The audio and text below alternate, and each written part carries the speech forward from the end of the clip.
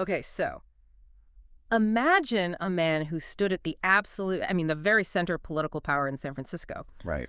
A man who gets appointed chairman of the Housing Authority Commission. That's not a small thing. That's a huge municipal role in a major American city. It's a position of immense trust and influence. Immense. And then picture this same person, someone who didn't just, talk about civil rights, but actually lived it. He was on the front lines. Completely. Yeah. Winning humanitarian awards, integrating hospitals by sheer force of will, desegregating police departments when, frankly, the rest of the country was still arguing about if they even should. You're painting a picture of a progressive icon, a saint almost. Exactly. That is the picture. That's point A. But now I want you to take that same image, that same man, and imagine him standing in a jungle pavilion. Okay. He's surrounded by armed guards, and he's commanding over 900 people, and this part just gets me, including 304 children, to drink a fruit punch laced with cyanide.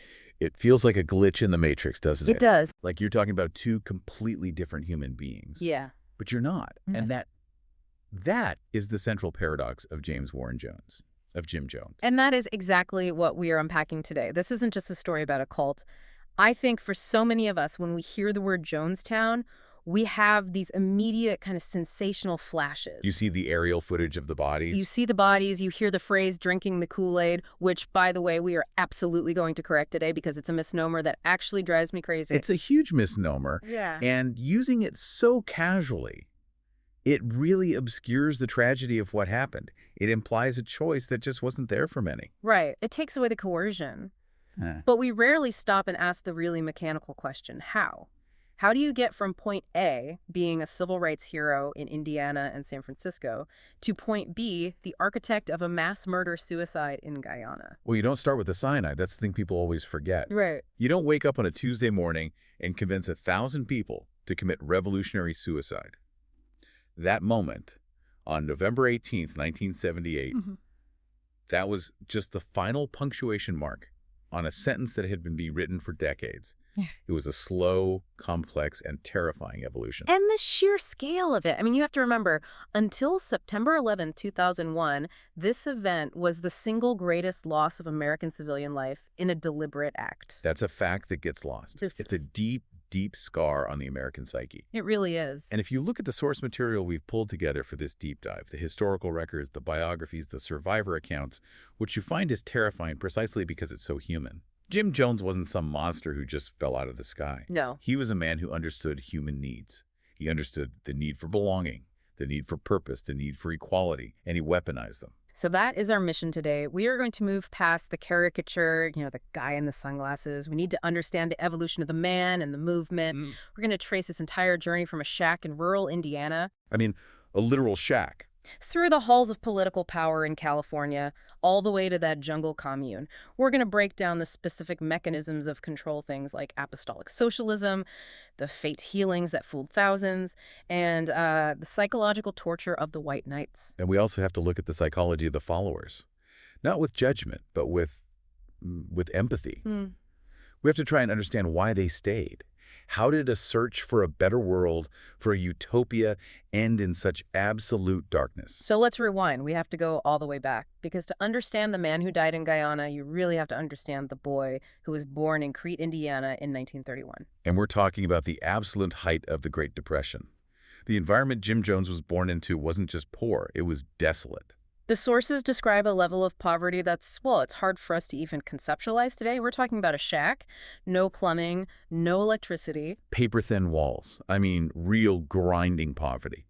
And a family dynamic that was deeply, deeply fractured. Talk about the father. His father, James Thurman Jones, was a World War I veteran. And he'd been injured in a chemical weapons attack during the war mustard gas. Oh, wow. So as a result, his lungs were just destroyed. He had severe breathing difficulties, which meant he couldn't really work. He was often an invalid, often in the hospital. So the father figure is this sort of ghostly, struggling presence, almost absent. Right. And because the father couldn't work, the mother, Lynetta, had to. She was the breadwinner, which was, somewhat unusual for that specific time and place. But the descriptions of Lynetta are Well, they're complicated. I read one source that said she had no natural maternal instincts. That's the phrase. It's a heavy one, isn't it? It's brutal. She was frequently absent, working just to keep them alive, but even when she was there, she wasn't described as warm. So you have this little boy, Jimmy, basically wandering the streets of Lynn, Indiana. Neighbors describe him as a waif. Just on his own. Totally. Sometimes he'd be walking around half naked because nobody was watching him. Yeah. He was, for all intents and purposes, raising himself. There is a quote from Jones himself, much later in life, reflecting on this time. And honestly, it just chills me to the bone. I think I know the one you mean. He said, "I was ready to kill by the end of the 3rd grade. I was so aggressive and hostile. Nobody gave me love, any understanding." 3rd grade. Just let that sink in. You're 8 or 9 years old, and you already feel that much rage brewing inside you. And he felt invisible. He described standing alone at school functions, watching all the other kids with their parents there clapping for them, and he was just standing there completely alone. That kind of deep-seated isolation, it creates a void, a huge void. And a void that big demands to be filled. It seems like even back then he was trying to fill it with 2 things, attention and control. Exactly. The neighbors in Lynn, they definitely noticed he was, let's say, different. Weird is the word they use. Weird is the word they used. He had these obsessions that just didn't track with a normal childhood. He was obsessed with religion, and he was obsessed with death. The funeral stories are just bizarre. They really are. He would hold these mock funerals. He wasn't just, finding a dead bird and burying it. He was organizing a full service. An event. An event. He'd collect roadkill, bring it back to the property, and conduct these elaborate rites. He'd light candles. He'd preach a eulogy. And there's that one claim, and I know this is a neighbor's account, so we take it as oral history, but the claim that he actually killed a cat just so we could have a funeral for it. Which is, that's a classic, massive red flag in forensic psychology, exploring that power over life and death at such a young age. But at the same time, he was obsessed with the pageantry of the church. He was visiting every single one. Everyone. He was a church hopper. He went to the Nazarene church, the Methodist church, the Pentecostal church. But he wasn't going there to find God necessarily. He was going there to study. Like an actor studying a role. Precisely. He was watching the preachers. He was learning their rhythms, their cadence, how they moved a crowd, how they held a room. And he'd practice this. Well, yeah. He would come home and practice preaching in private. He'd drape a sheet over himself and just shout at the empty room. Yeah. But, and here's the core contradiction, he was also pulling these incredibly sacrilegious pranks. Right, like the manure story. The manure story. He claimed later that he stole a pastor's Bible and just packed it with manure. Or the story that he substituted urine for holy water in a font. So on one hand, he desperately wants the authority of the preacher. But on the other, he has this deep, deep contempt for the sanctity of the religion itself. He's mocking it while trying to emulate it. It's all about power. That's the common thread. The preacher has the power to command belief. The prankster has the power to disrupt and humiliate. He wanted both. And this hunger for power, it led him straight to the library. The sources say he was a voracious reader, but his reading list was, it was alarming. We aren't talking about the Hardy Boys. Not at all. He was reading about Adolf Hitler, Joseph Stalin, Karl Marx, Mahatma Gandhi. Such a chaotic dinner party of ideologies, isn't it? Gandhi and Hitler in the same headspace. It seems completely contradictory. But look at the common thread. Total influence.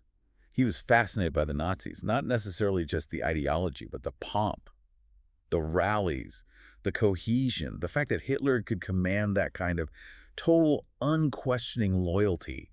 He admired the strength of totalitarianism. And he acted this out with other kids. He tried to replicate it. He did. He's a bully. He would organize these games where he was the absolute dictator. If the other kids disobeyed, he would beat them. I read there were stories of him shouting Heil Hitler at German POWs being transported through the area. Yes. So you have this strange dichotomy forming in his mind very early on. He's developing this intense interest in social doctrines, communism, Marxism, because he sees them as systems of order and power. But he's simultaneously exploring religious revivalism because he sees the emotional hold it has on people. And that is the key insight, isn't it? He saw that religion had power over people's hearts, and he saw that totalitarian leaders had power over people's bodies. He was trying to figure out how to merge those two things. He didn't want to be just a politician, and he didn't want to be just a preacher. He wanted to be something more, something total, It's so interesting because usually, especially in the 50s American context, we think of communism and religion as total opposites. Godless communism versus Christian America. Oil and water. Exactly. But Jones was trying to blend them from the very start. Or rather, he was looking for a vehicle. He later admitted, quite candidly, and its quote is everything, he asked himself, how can I demonstrate my Marxism? The thought was, infiltrate the church. Infiltrate. That's a spy word. That's not a word a believer uses. It's not. He saw the church not as a place of spiritual truth, but as a pre-existing structure for social mobilization. It was a tool. He could use the language of the Bible to smuggle in the ideology of Marx. So let's move forward to when he actually starts putting this into practice. He meets Marceline Baldwin, a nurse. They get married in 1949. And by all accounts, this was a really complex, fraught marriage. Deeply fraught.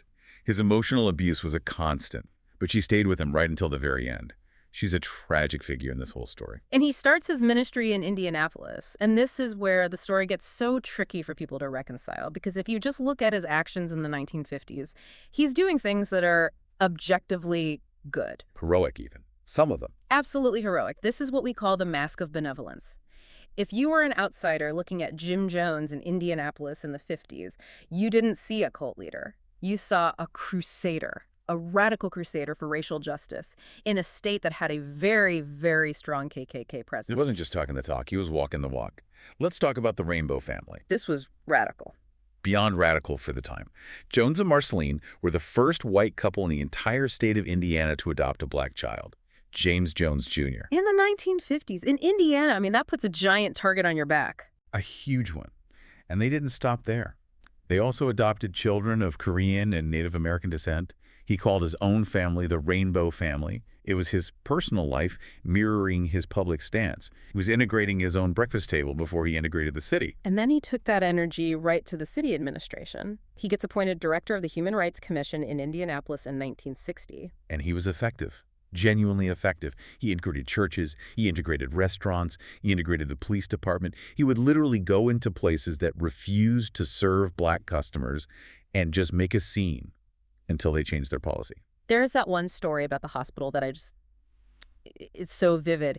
He was hospitalized at Methodist Hospital. Right, and in those days, the wards were completely segregated. They put Jones in the white ward, but he refused. He demanded to be moved to the black ward. And the administrators said no. Of course they did. So what does Jones do? He gets out of his bed and starts making the beds of the black patients. He starts emptying their bedpans. He's washing them. He's humiliating the staff through his actions. He is shaming them into submission. And eventually, the hospital administration just threw up their hands and desegregated the wards just to get him to stop. That is powerful. It's undeniably effective activism, but it must have earned him some serious enemies. No, the backlash was severe. He had a dead cat thrown at his house. Swastikas were painted on the temple. Someone even left dynamite in a coal pile at the church. He was fighting real battles against real racists, and he was taking real risks. So this is the trap, right? If you were a follower back then, a person of color, an idealist, how could you not believe in this man? He's literally taking bullets for you. He's standing up to the Klan when no one else will. That is the absolute crucial point.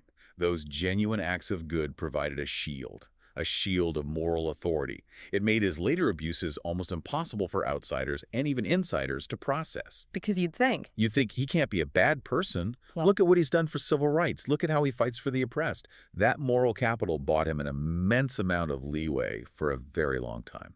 But even while he's doing all this good work, the spiritual shift is happening in the background. He realizes that a social message alone isn't enough to pack the pews. He needed a hook. He needed something more spectacular. He fell in with the Latter Rain movement and a man named William Branham. Now, Branham was a massive figure in the healing revival circuit. The big tent revival guys, be healed, and the person throws away their crutches. Exactly that. Jones watched Branham. He saw the massive crowds, thousands and thousands of people, and he saw the raw devotion. In 1956, he manages to get Branham to come and endorse him. And that's his big break. That launched Jones's national profile. Jones realized that if he wanted to preach his social gospel, his Marxism disguised as Christianity, he needed that supernatural element to get people in the door first. And so the People's Temple is born. I think initially it was called Wings of Healing, which sounds very Pentecostal. Very standard for the time. But the focus was always on this unique mix of racial integration and social justice. But underneath all that, the paranoia was simmering. By the early 1960s, Jones started having these visions. The nuclear visions. Yes. He claimed he had a vision that Chicago and Indianapolis were going to be destroyed in a nuclear holocaust. You have to remember, this is the height of the Cold War.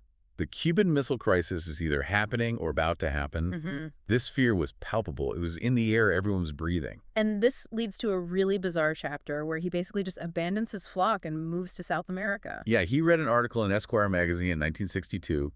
It listed the 9 safest places on Earth to survive a nuclear war. And Belo Horizonte, Brazil, was on the list.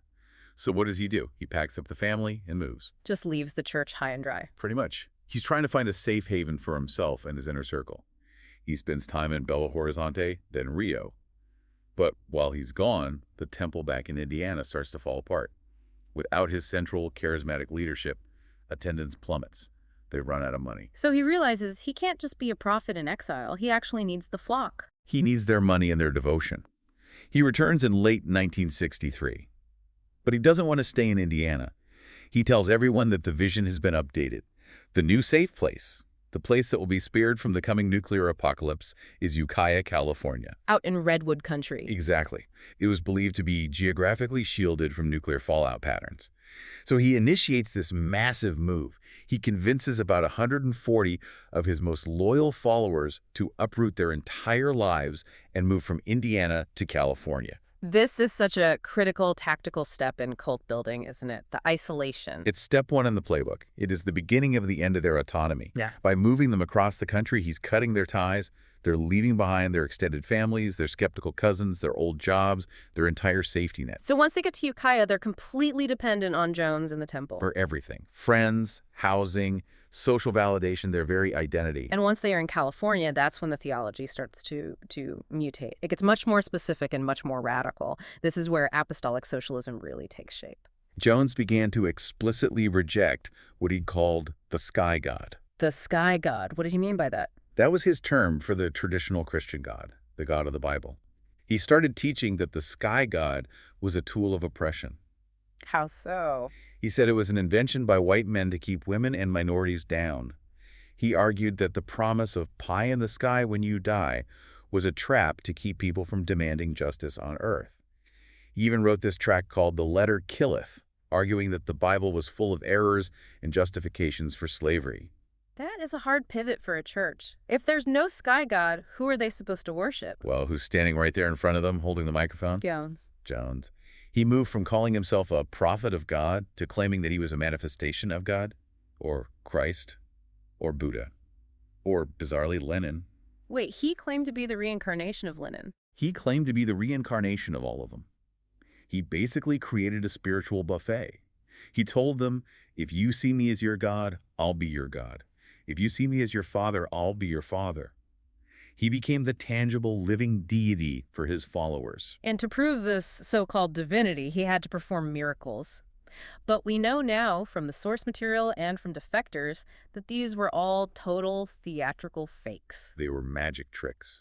Cold, cynical, staged magic tricks. Walk us through the cancer cure, because this is one of the most grotesque things I've read about him. It's truly manipulative. He would have people come up for healing during the service.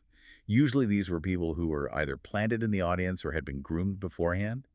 He would claim to have a vision, to sense a cancer in them. And he'd lay hands on them. He'd lay hands on them, induce a retching, and tell them to cough up the cancer. And they would actually cough something up. A bloody mass. A disgusting-looking tumor. He would hold it up for the whole crowd to see. Look, the cancer is gone, and the crowd would just go wild. But it wasn't a tumor. It was chicken gizzards. Chicken gizzards. He or his nurses would hide bloody chicken gizzards in a handkerchief, or sometimes have the person swallow them beforehand if they were in on the con.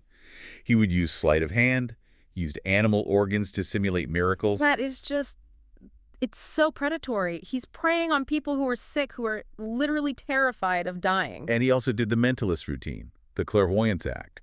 He would point to a total stranger in the back of the room and say something like, I see you. You're having financial trouble with the bank down on Main Street, or I know you ate spaghetti for dinner last night. How on earth did he know that? He had a team. His inner circle, the most loyal members, were basically a private intelligence agency. They would dig through people's trash before they came to a service. No way. Yes. They would call their houses, pretending to be survey takers. They would visit their homes under false pretenses to spot details, family photos, medicine bottles on the counter. So they'd see, oh, I see a bottle of heart medication on the counter. Exactly. They would write all this information down on index cards and slip them to Jones before the service. So he stands up there and basically reads from the card, but he acts like it's this divine revelation just hitting him in the moment. And the people believed it. They believed it because they wanted to believe it. It's the manipulation of hope. These were people who felt unseen by society. And suddenly, here is this man who sees them, who knows their secrets and loves them anyway. That is an incredibly powerful drug. And once you believe he has that kind of power, that he can cure cancer and read minds, you are much, much less likely to question him when he asks for your paycheck. Or your house. Or eventually your life. So the temple expands, they outgrow Ukiah, they move the headquarters to San Francisco to tap into the radical protest movements of the 1970s, and this is where Jim Jones hits the absolute peak of his influence. It is actually shocking, looking back, how deeply politically connected he was. It's breathtaking. He wasn't just some fringe cult leader shouting in a soapbox in the park. He was a political kingmaker in San Francisco. How did he get that much influence so fast? One word: discipline. His followers were organized. If a politician needed a crowd for a rally or volunteers to walk precincts and stuff envelopes, Jones could deliver 500 clean-cut, enthusiastic people in an hour. In local politics, that's a nuclear weapon. It's everything. And he used that power. He was instrumental in electing George Moscone as mayor of San Francisco in 1975. It was his people who gave Moscone the margin of victory. They were the ground game that won the election. Wow. And politicians pay their debts. As a reward, Moscone appointed Jones as the chairman of the San Francisco Housing Authority Commission. I just want to pause on that for a second. The leader of the People's Temple was in charge of public housing for the entire city of San Francisco? He was a city official, a bureaucrat with a badge. He held hearings, he made policy. It's wild. And the connections went even higher than that. He met with Rosalind Carter, the first lady. They shared a podium. There's that photo of them smiling together. Walter Mondale, who was the vice president, privately praised the temple's work. And Willie Brown, who was arguably the most powerful politician in California at the time, was a massive, massive supporter. I have the quote here from Willie Brown. He compared Jones to Martin Luther King Jr., Angela Davis, Albert Einstein, and Chairman Mao. All in one breath. It shows you the level of delusion, or maybe the level of political utility that Jones represented to these people. He was useful. And then there's Harvey Milk, the first openly gay elected official in California, a huge progressive icon. He wrote a letter to Jones. He did. He wrote, and this is a direct quote, "I found a sense of being I can never leave." It's just tragic to read that now, knowing what was coming. It really is. It shows that Jones had this incredible chameleon-like ability to be whatever people needed him to be. To the politicians, he was a progressive organizer who could get out the vote. To the downtrodden, he was a savior who fed them and gave them a home. To the radicals, he was a true revolutionary. But while he's, hobnobbing with the elite and shaking hands with the First Lady, the cracks are starting to show. The facade is beginning to crumble. It was. There had been early warnings. A reporter named Lester Kinsolving wrote an expose series way back in 1972 about the fake healings. But the temple just picketed the newspaper and intimidated them into stopping the series. But inside the temple, things are getting really dark. Very dark. Jones's drug use was ramping up. Sources say he was taking amphetamines to stay up for days, then barbiturates to come down. His behavior was becoming more and more erratic, and the abuse, both physical and sexual, became systemic. He was abusing members. Yes, both male and female members. And he was using sex as a very specific control mechanism. He would force members to confess to things they hadn't even done. The false confessions. This was a key tool of his. He would force members to sign these sworn statements, admitting to crimes or admitting to being homosexual, which you have to remember in the 1970s could completely ruin your life. He would say, "Oh, this is just a test of your loyalty." But then he would file those confessions away. It was blackmail material. Exactly. If you ever thought about leaving, he had the documents to destroy you. And he also used sexual humiliation, especially with the men, by claiming he was the only true heterosexual in the group. Right. It was pure psychological warfare. He would force men to publicly declare that they were homosexual, while he claimed he was the only man capable of satisfying the women in the temple. It was about emasculation. It was about breaking down their individual ego so that the only identity they had left was follower of Jim Jones. And this brings us to the tipping point. 1977, the press is circling again. New West magazine is about to publish a massive, damning expose by Marshall Kilduff. And this time, Jones knows he can't stop it. He knows this article is going to contain interviews with high-level defectors. It's going to expose the fraud, the beatings, the financial crimes, the custody battles. He knows his time in San Francisco is up. He's paranoid. He thinks the government, the CIA, everyone is coming for him. So he activates the escape plan. Guyana, a socialist cooperative republic in South America. He'd been leasing land there for a few years, sending a small skeleton crew to clear the jungle. But now he decides to move the whole movement, almost 1,000 people. He sold it to his followers as the Promised Land. a socialist paradise. That was the term he used. He told them it would be a sanctuary from American racism and what he called creeping fascism.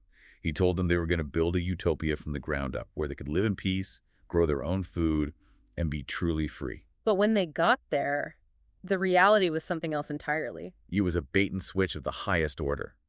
Jonestown wasn't a paradise. It was a concentration camp carved out of the jungle. The physical conditions were just brutal. The soil was poor. It was leached of nutrients. They couldn't grow enough food to be self-sufficient, not even close.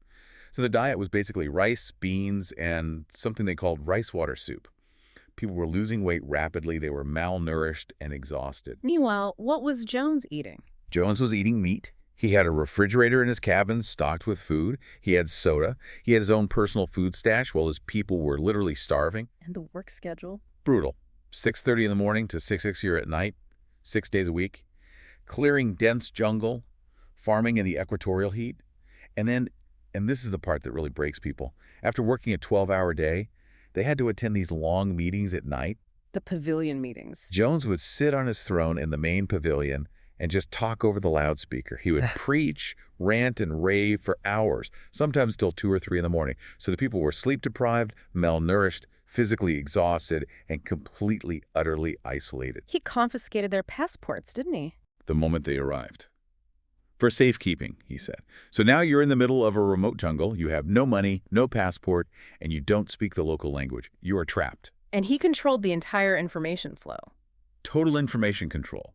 He would read the news over the loudspeakers, but he'd just make it up or heavily curate it. He would tell them that the U.S. was falling apart, that African Americans were being rounded up and put in concentration camps back home, that the KKK was marching in the streets of every major city. So they believed that Jonestown, as horrible as it was still better than the alternative. Exactly. Yeah. It's hard here, but at least we aren't being slaughtered back in America. It was a prison of fear. And on top of this pressure cooker environment, there's a specific legal battle that seems to be the thing that pushes Jones right over the edge. The John Victor Stone case.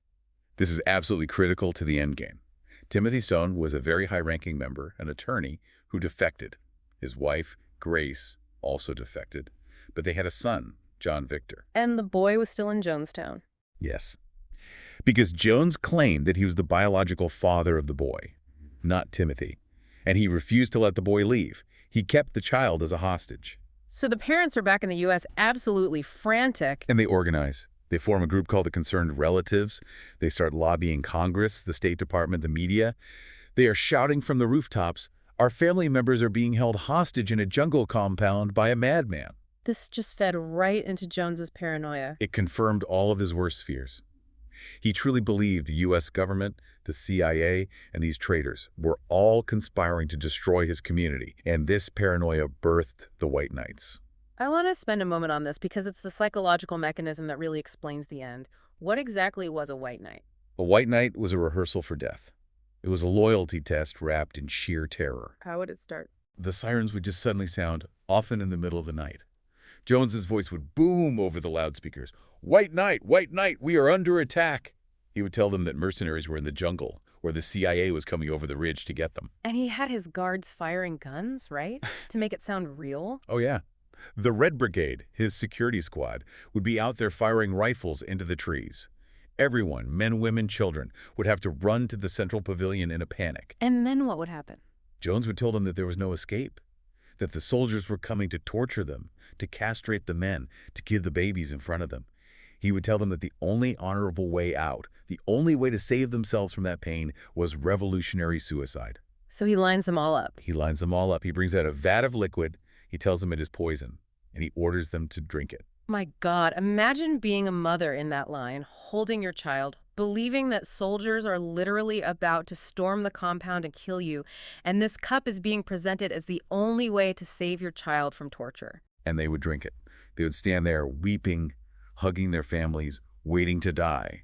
They would wait and wait. And nothing would happen. After 45 minutes, maybe an hour of this agony, Jones would announce, "This was a test of your loyalty, and you passed." That is the definition of psychological torture. It's conditioning. It's Pavlovian conditioning for death. He was desensitizing them to the very act of suicide. He was making the unthinkable routine. So if you do it 10 times. The 11th time doesn't feel as shocking. It becomes just another administrative procedure. Oh, it's another white night. We line up, we drink, we wait. So when the real time came, they had already died a dozen times in their minds. Exactly. He had already broken that fundamental barrier of self-preservation. And he was also using other physical punishments. We have to mention the box. The box was a coffin-shaped wooden container buried underground. It was used for sensory deprivation and punishment. If you didn't work hard enough, or if you questioned one of his rules, you could be put in the box for hours, even days. In the jungle heat, underground, in a coffin. It's absolute terror. It's designed to break the mind. And yet, despite all this isolation, the outside world is finally knocking on the door. Congressman Leo Ryan takes an interest. Leo Ryan was a different kind of politician. He was a congressman from California, representing the district where many of the Temple members' families lived, and he was known for being very hands-on. He once spent time undercover in Folsom Prison just to see what the conditions were like. He wasn't a guy who just sat behind a desk? Not at all. He heard these increasingly frantic reports from the concerned relatives. He heard about the stockpiling of weapons. He heard about the abuse. And he decided, I'm going to go see for myself. So on November 14, 1978, Ryan flies to Guyana. And he's not alone. He brings a delegation. Journalists from NBC and the Washington Post. Yeah. Photographers. And several of the concerned relatives who were desperate to see their children. They arrive at Jonestown on November 17th. What's the atmosphere like when they get there? Incredibly tense. Jones did not want them there. He tried to block them at every turn. But eventually, he let them in. And initially, the reception is, well, it's surprisingly normal. Jones puts on a show. Tries to make it look like a paradise. Exactly. There's a big dinner in the pavilion. There's a band playing music. Jones is playing the gracious host, although witnesses who were there said he looked heavily drugged, sweating profusely, his eyes hidden behind those dark sunglasses. But the journalists are looking around. They're interviewing people, asking, are you happy here? Do you want to leave? And most people, of course, say, yes, we love it. It's paradise. Because they are terrified. They know Jones and his guards are watching every move. But then the dam breaks. It happens the next morning. A Temple member named Vernon Gosney discreetly slips a note to Don Harris, the NBC reporter. The note. It was just a scrap of paper. And it said, Vernon Gosney and Monica Bagby, please help us get out of Jonestown. That's the smoking gun. That proves it's a prison.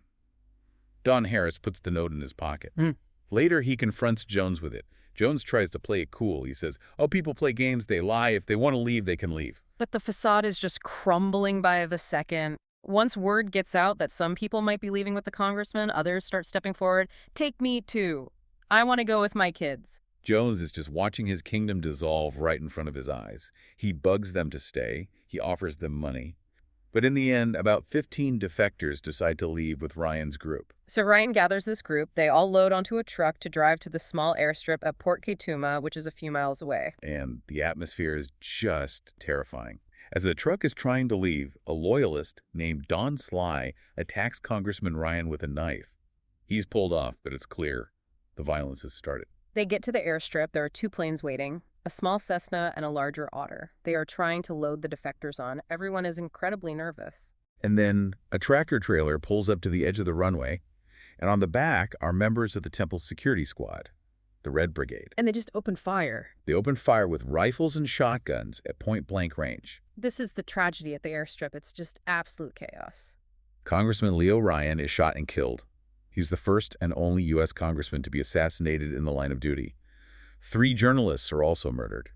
Don Harris and Bob Brown from NBC, and the photographer Greg Robinson from the San Francisco Examiner.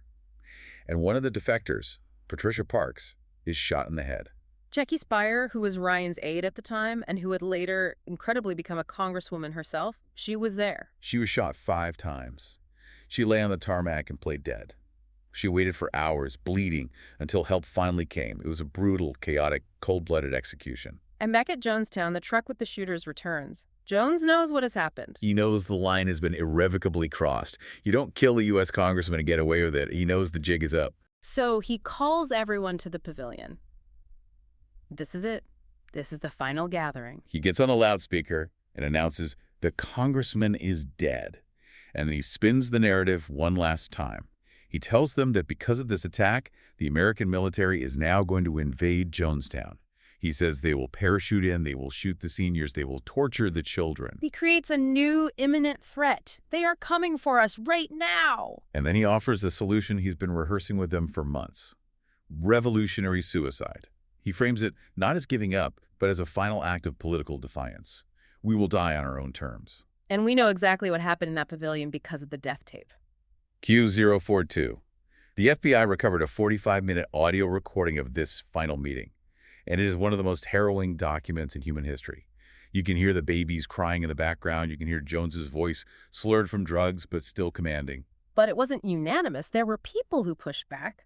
We have to talk about Christine Miller. Yes, Christine Miller is a hero. Amidst all that fear, surrounded by armed guards, she stands up to him. She argues with him. What did she say? She says, "Is it too late for Russia?" She's trying to find another way out. She suggests an airlift. She's trying to find a political solution. She says, "I look at all the babies and I think they deserve to live." She is literally fighting for the lives of those children. But Jones just shuts her down. He wears her down. The crowd, whipped into a frenzy, shouts her down. He creates this atmosphere where living is the cowardly choice and dying is the brave revolutionary act. He completely manipulates the group psychology against her until she gives up. And then the medicine is brought out. It was a metal vat. It contained Flavor Aid, a cheap, grape-flavored knockoff of Kool-Aid laced with Valium, chloral hydrate, and a massive amount of cyanide. And this is the part that just breaks your heart. They started with the children. Jones directed it. A nurse named Rouletta Paul was the first to administer the poison, giving it to her own 1-year-old child. Why? Why would they start the children? It's the ultimate checkmate. It's the point of no return. If you kill the children first, the parents have nothing left to live for. It breaks the will to resist. If your child is dead in your arms, revolutionary suicide becomes a release. It becomes a way to join them. The tape captures the screams, the confusion. Jones is getting frustrated. You can hear him telling them to stop these hysterics and to die with some dignity. He's scolding them as they're dying. Don't die like that. Die with some dignity. It's monstrous. And as the poison takes effect, it's not instant, is it? No, not at all. Cyanide blocks the body's ability to use oxygen. It's essentially suffocation on a cellular level. It involves convulsions, foaming at the mouth, respiratory failure. It takes about 5 minutes of pure agony. And the guards are watching all of this. The guards are standing there with crossbows and guns. And this is why we have to be so careful calling it suicide. If you're holding your baby and someone says, "Drink this or we will shoot you," that is not suicide. That is murder. Many of the victims were found with injection marks on their shoulder blades, meaning they were held down and forcibly injected. And Jones, did he drink the Flavor Aid? No. The cowardice is just staggering. He watched over 900 of his people die in agony. He watched those 300 children die. And then he took the easy way out. He was found with a single gunshot wound to the head. It was likely a suicide, or he ordered one of his nurses to shoot him. He didn't suffer the way he made those children suffer. In the end, when the Guyanese troops arrived the next morning, the silence must have just been deafening. 909 people dead. Just carpets of bodies, arm in arm. It was the largest single loss of American civilian life in a deliberate act until 9/11. Did anyone survive Jonestown itself? A handful. A few people managed to escape into the jungle when the final meeting started, and they hid for days. One elderly woman, Hyacinth Thrash, actually slept through the whole thing in her dormitory and woke up to a ghost town. And the basketball team. Right. The Temple basketball team was away at a game in Georgetown, the capital of Guyana. That team included Jones's own sons, Stephen, Jim Jr., and Tim. They survived because they were playing basketball. There's one last detail here that is just so bizarre. The money. Yes. In the midst of this final apocalypse, while people are literally dying at his feet, Jones is giving these last-minute orders about the money. The temple had millions of dollars stashed in offshore accounts. He ordered it all to be given to the Communist Party of the Soviet Union. For the Soviets. Yes. Couriers were actually arrested later with suitcases full of cash and letters transferring the assets to the USSR. It just shows that even in his final moments, there was this bizarre geopolitical delusion at play. He wanted his legacy to fund America's Cold War enemy. So let's bring this all back to us, to you, listening. We look back at this now, and that phrase, drinking the Kool-Aid, it's become a casual joke. It means blindly following a trend or a bad idea from your boss. But after hearing this story, it just feels so wrong to use it that way. It completely trivializes the coercion. Mm. It implies that these people were just stupid or simple-minded sheep. They weren't. They were trapped. They were isolated, starved, sleep-deprived, and absolutely terrified. And in the final moments, many of them were held at gunpoint. It wasn't a simple choice. It was the culmination of years of the systematic dismantling of their will to live. Jonestown changed how we see cults forever. It woke the world up to the real dangers of charismatic leaders who demand total, absolute surrender. And it serves as this permanent warning. Jim Jones didn't start out as a monster. He started with a message of equality and justice that people were desperate to hear. He walked into a broken, unjust world and said, "I can fix it. Follow me." That's the scary part, isn't it? He weaponized the best instincts of people, their desire to help, their desire for a fair world, their desire for community, and he used those good instincts to utterly destroy them. That is the ultimate tragedy of Jonestown. The victims weren't crazy. They were idealists who fell into the hands of a predator. I want to leave you with a thought today. Jones capitalized on vulnerability. He found people who felt alone or oppressed or afraid of the future, and he said, "I have the answer. I am your protection." We all have that vulnerability. We all want to belong. We all want to feel safe. So the question isn't just, how could they have let that happen? The question we really need to ask ourselves is, at what point does a search for a better world cross the line into surrendering your own mind? At what point does the promise of safety become a cage? That's a question we all need to keep asking. Thank you for joining us on this deep dive. Stay curious, stay critical, and we'll see you next time.